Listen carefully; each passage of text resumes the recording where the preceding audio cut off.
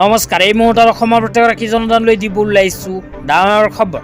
তো যিসকল মানুহে ভিডিঅ'টোত ক্লিক কৰিছে অনুগ্ৰহ কৰি ভিডিঅ'টো স্কিপ নকৰি প্ৰথমৰ পৰা শেষলৈ চাই থাকিব, কিয়নো এইটো ভিডিঅ'ৰ মাজত ৰেচন কাৰ্ডৰ পৰা আৰম্ভ কৰি চৰকাৰী ঘৰলৈকে কেইখনমান গুৰুত্বপূৰ্ণ খবৰ আপোনালোকক প্ৰদান কৰিম। অনুগ্ৰহ কৰি ভিডিঅ'টোত ক্লিক কৰিছে যদি ভিডিঅ'টো স্কিপ নকৰি প্ৰথমৰ পৰা শেষলৈ চাই থাকিব। লগতে মোৰ চেনেলত নতুন হ'লে প্লিজ চেনেলটো ছাবস্ক্ৰাইব কৰি মোৰ লগত থাকিব আৰু ভিডিঅ'টো ভাল লাগিলে অনুগ্ৰহ কৰি শ্বেয়াৰ কৰি দিব।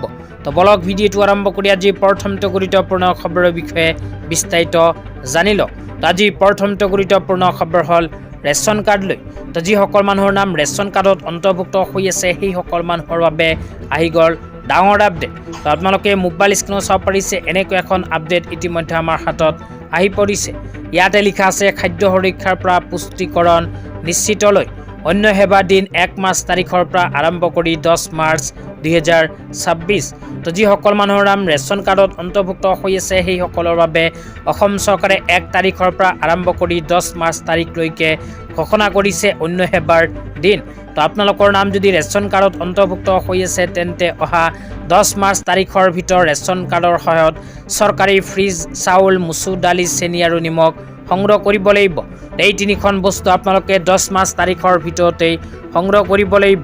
10 মাৰ্চ তাৰিখ পাৰ হ'লে কিন্তু এইবোৰ বস্তু আপোনালোকে আৰু নাপাব।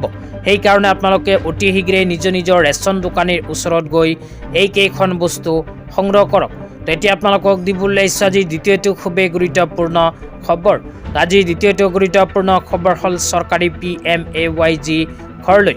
তো যিসকল মানুহে চৰকাৰী ঘৰ পোৱাৰ বাবে আবেদন কৰিছিল সেইসকল মানুহৰ বাবে আহি গ'ল ভাল খবৰ, কিয়নো অসম চৰকাৰে নতুনকৈ 3,25,000 মানুহৰ বেংক একাউণ্টত চৰকাৰী ঘৰৰ প্ৰথম কিস্তি ধন প্ৰদান কৰিব।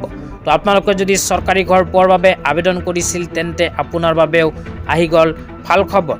তো যিসকল মানুহে ইতিমধ্যে চৰকাৰী ঘৰৰ অনুমোদন পত্ৰ লাভ কৰিছে সেইসকল মানুহে অতি শীঘ্ৰেই চৰকাৰী ঘৰৰ টকা লাভ কৰিব। তো আপোনালোকে মোবাইল স্ক্ৰীনত চাব পাৰিছে চৰকাৰী ঘৰলৈ এনেকৈ এখন আপডেট ইতিমধ্যে আমাৰ হাতত আহি পৰিছে। ইয়াতে কি লিখা আছে পঢ়ি শুনাই দিছোঁ। ইয়াতে লিখা আছে আজি অসমৰ বাবে এক ঐতিহাসিক দিন। তাৰপিছত আৰু কি লিখা আছে পঢ়ি আপোনালোকক বিতংভাৱে বুজাই দিম, অনুগ্ৰহ কৰি ভিডিঅ'টো চাই থাকিব। তাৰপিছত লিখা আছে প্ৰধানমন্ত্ৰী আৱাস যোজনা গ্ৰামীণৰ অধীনত আন 1 লাখ পৰিয়ালে নিজৰ সপোনৰ গৃহত প্ৰৱেশ কৰিলে। তেওঁলোকৰ এই প্ৰাপ্তিৰ পৰিস্ফুট হোৱা হাঁহিয়ে আমাৰ বাবে আশীৰ্বাদ। মাননীয় কেন্দ্ৰীয় মন্ত্ৰী শ্ৰী শিৱৰাজ সিং চৌহান ডাঙৰীয়াৰ সৈতে এই আনন্দৰ মুহূৰ্তত ভাগ লৈ আমি নতুন আশাৰ দুৱাৰ মুকলি কৰিবলৈ পাই আনন্দিত হৈছোঁ। তো ইয়াতে উল্লেখ কৰা অনুযায়ী যিসকল মানুহে চৰকাৰী ঘৰ পোৱাৰ বাবে আবেদন কৰিছিল সেইসকল মানুহৰ ভিতৰত 1 লাখ মানুহে ইতিমধ্যে প্ৰধানমন্ত্ৰী আৱাস যোজনা গ্ৰামীণৰ অধীনত গৃহ প্ৰৱেশ কৰিলে। 1 লাখ মানুহে ইতিমধ্যে চৰকাৰী ঘৰ লাভ কৰিলে। তো আপোনালোকে যদি চৰকাৰী ঘৰৰ বাবে আবেদন কৰিছিল কিন্তু এতিয়ালৈকে চৰকাৰী ঘৰৰ টকা পোৱা নাই তেন্তে আপোনালোকৰ বেংক একাউণ্টতো অতি শীঘ্ৰেই চৰকাৰী ঘৰৰ প্ৰথম কিস্তিৰ 32,500 টকা সোমাই যাব।